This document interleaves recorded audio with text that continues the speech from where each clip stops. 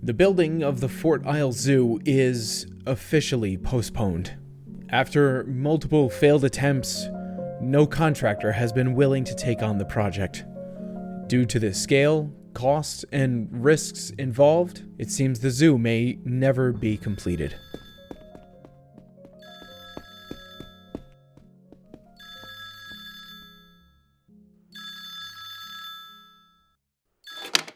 Hey, I hope I'm not calling it a bad time. You've probably heard the zoo project has been abandoned. We're really running out of options. Tourism has to be present, and this is our last chance to bring life back to Fort Isle. I've seen what you've built before, and I believe you're the only one who can do this. I'm trusting you to take on this project. I spent the whole night at the planning board. I grabbed my crew and was more than happy to take on a new challenge. The process is the same. Pour the concrete and then let it dry. It will take place in the second district, which is Fort Isle. It's right next to the first district, which we have worked on previously. This is the perfect area to build up my new zoo, and I am just so excited because I love animals.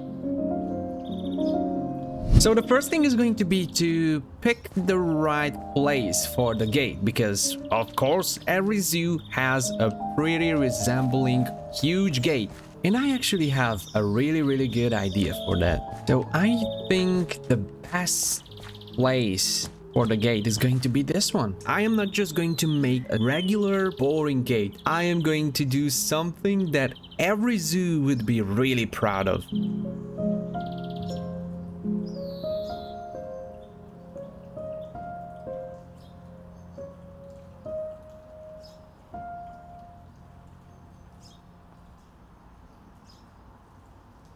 So now let me show you how to build the elephant head. So first of all, you have to build the middle section. I built it like this. You can just copy my moves. Only 2 tough, 1 tough wall, cobblestone, tough blocks up here. And I'm not going to make the trunk just yet because I want to make the hat first. So I'm going to put a tough stair up here. I'm going to make a tough brick stair just to create the eye hole, then 2 tough blocks, 1 tough wall, then a mossy cobblestone stair, then tough blocks again, and close them with a stair, and put a cobblestone slab on top, like diagonally with the mossy cobblestone stair. Alright, now let's make the trunk, shall we? So I'm gonna start to put the tough brick stair upside down facing that direction. Then I'm going to put just a tough brick here, then polished tough stair, then a polished tough, then a regular tough stair, another stair again, a wall, tough block, another tough stair, tough brick stair.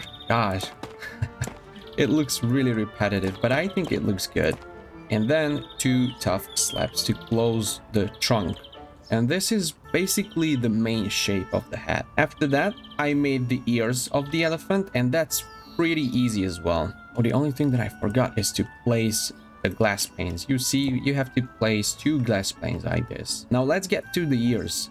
So first you have to place a mossy cobblestone wall like that, then a cobblestone slab, then a mossy brick, cobblestone, and another mossy stair. Cobblestone, 2 mossy bricks, 2 mossy cobblestone, a mossy cobblestone wall, a regular cobblestone wall, 1 cobblestone underneath, 2 mossy cobblestones underneath the mossy cobblestone wall, another mossy wall, and an upside down mossy stair, like that. You see, it's pretty easy. Then you're gonna put 2 mossy cobblestones behind this wall, and a wall next to the second block counting from the bottom, like that. Then I put these light gray glass panes like this, so they are also diagonal, 1 here and the last one here. You can also put 1 here as well. Another detail is that you can place a tough brick wall right over here, and you can connect it to the other brick wall with a gray glass pane. And now we just have to make the tusk, which is going to be a tough wall, it's going to be an upside down polished stair, and a direct slab. And that's pretty much it. This is the elephant head.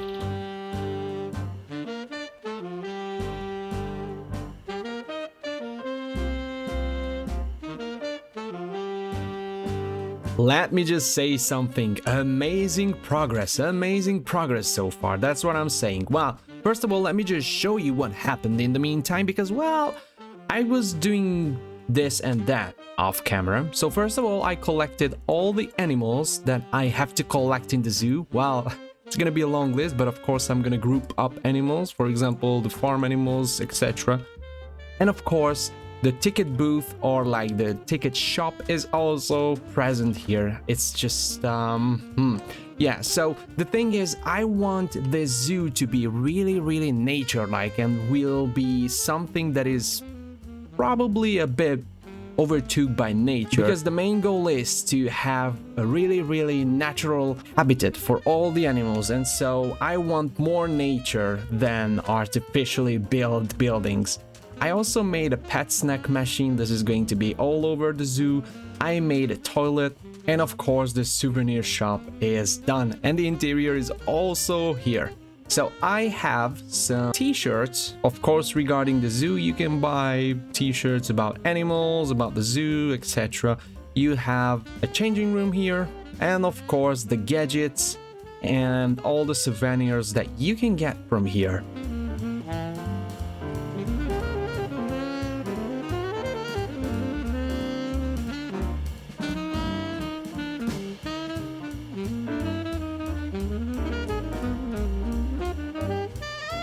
The first enclosure is going to be the farm animals, where this is an enclosure where you can just walk in and pet the animals. We have this thing in my country where you can always go into these enclosures, to these runouts, and you can pet the goats, the pigs, the cows. You can pet these harmless animals, and it is just so amazing because, well, you feel a little bit included into the whole zoo experience. So right now, I have already built the barn here, but I want to do some more props. For example, a tractor. So now I'm going to make a tractor, which is going to be, wow, a pretty generic base tractor. I am going to use the mangrove and maybe some other red variants. And I also want to show you how it's done. So it's going to be a pretty fun experience. So first of all, of course, we have to make the body of the tractor, which is going to be like this. So this is the nose, and I am going to place trapdoors on top, and I am going to do some furnaces on the side, so it will look like it has a legitimate engine. Now I want to make the seating area, which is going to be somewhere, and now I want to make the wheels. The rear wheels are of course going to be a little bit bigger than the front one. It looks pretty great. And the front one is of course going to be just 1x1 blocks. It looks amazing. I also added an axle, so it looks like it has a connection between the two wheels. I'm gonna add a big headlight to that. And I also want to add a chimney or like an exhaust system, which is going to be on the side of the engine. I'm gonna add mirrors on the sides with levers and flower pots, and I'm gonna add a small chain/lever combo underneath it, so it looks just a tiny bit better. And now it's all done.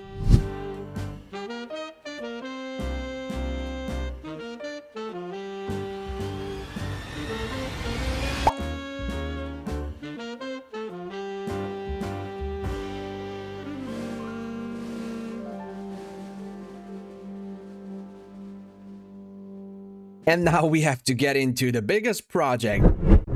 And this is going to be the biodome. So how can I do the biodome? Well, I have to have a circle. To make a cylinder at first, you have to type in a comment from Wordedit, which is going to be HCL, which means hollow cylinder. I'm gonna say it can be made out of red wool, 30. And now let's see it like that, right? It's quite big. Let's just say that it's quite big, but I think it looks good. Okay, so this could be good radius for that. And I also want to have an inner circle, which could be 24, maybe 22. Yeah, it also works. So as you can see, I have a small circle and I have a big circle. And this is going to be like the round corridor from where you will be able to get into the biodome. So for example, you will have some doors like this, and you will have, for example, an entrance from this side, and you can just go around look through the windows, or even going inside and, I don't know, interact with the parrots, interact with the vegetation inside, or with the horse, which is definitely not going to be a good addition to the exotic exhibition, but I mean, that's all right. So what I want to do, and this is a really great tactic, especially if you want to shortcut things, is that it's a full circle, which means that if I do a quarter of the circle, well, I have the full circle, right? The only thing that has to be changed are going to be the entrances, so let's just do it.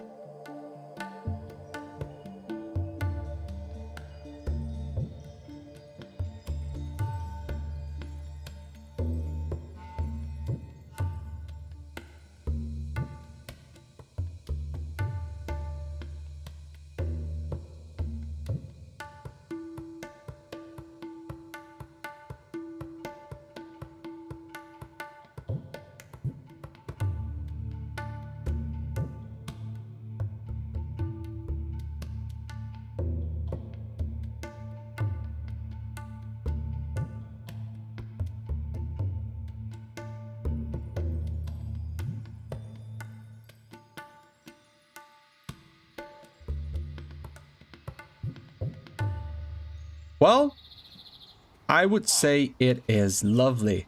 The dome actually turned out better than I thought it's going to be. I didn't have any plans for that, but oh my gosh. Look at that, it's so big, it's so big. But if you build something that is big, that's a double-sided coin, because, well, you have to fill it up with something, so big space, big content. And for that, of course, I am going to place down this exotic jungle exhibition or display. As you can see, I have already made the floor pattern, or like the floor material. It's going to be some jungly leaves and grass, and of course some dirt road that is leading you from door to door, so you will not get lost. But here is a thing that is actually like a special kind of thing, let's just say that, and I want to show it to you because probably some of you are not aware of this. So if you use Word Edit, you can just change the biome just like that, because as you can see right here, here is a plain biome, and if you go in, you can see it's a jungle biome. It's even more brighter. So how can you do that? With Word Edit, you can just select the area that you want to change the biome of.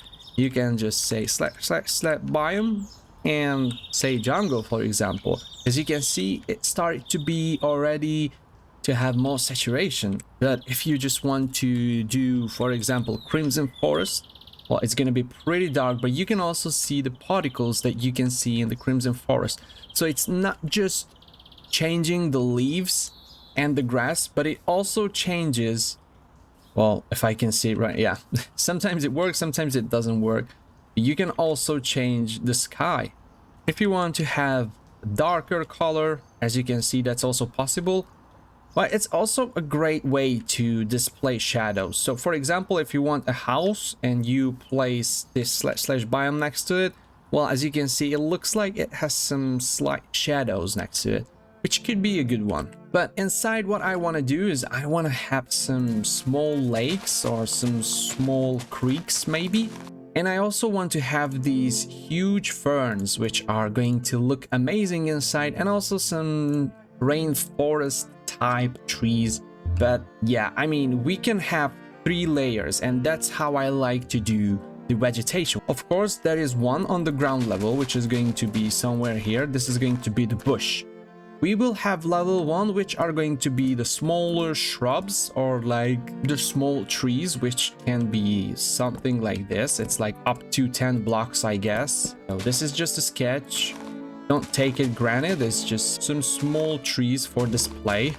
And of course, level 2, or like the last level, can be some higher trees with more leaves, and you know, that's just a regular tree with a lot of leaves, a lot of greens on it. So you can make these 3 levels of vegetation, and I think that always works fine. That's like a golden rule. Yeah, I think it works fine. I have to admit that I'm not the best when it comes down to building trees, and I'm still learning, and I'm still doing a lot of trees in the past times to practice it. But I mean, let's see how it will turn out.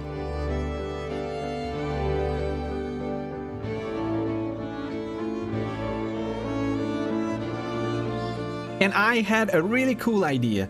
I want to give you this tour into the biodome with shaders on because, well, oh boy, does it look good. Isn't it just beautiful? With all the lights, you can see the green lights all over the place. Just look at this. Even if you look up, well, of course, I have to wait for the vines to grow a bit because they were just placed not long ago, but the whole thing, oh, look at that. I can already hear a spider. Well, it's not that exotic, right? But it just feels unreal. You can also have a little bridge over the whole thing, but I'm also going to show you what vanilla looks without shaders. Oh, look at this. I try to put down as many plants as possible, you can see. But when I looked at the references about these jungle exotic exhibitions, they just looked all so bulky and just you had a little narrow path that you could walk on.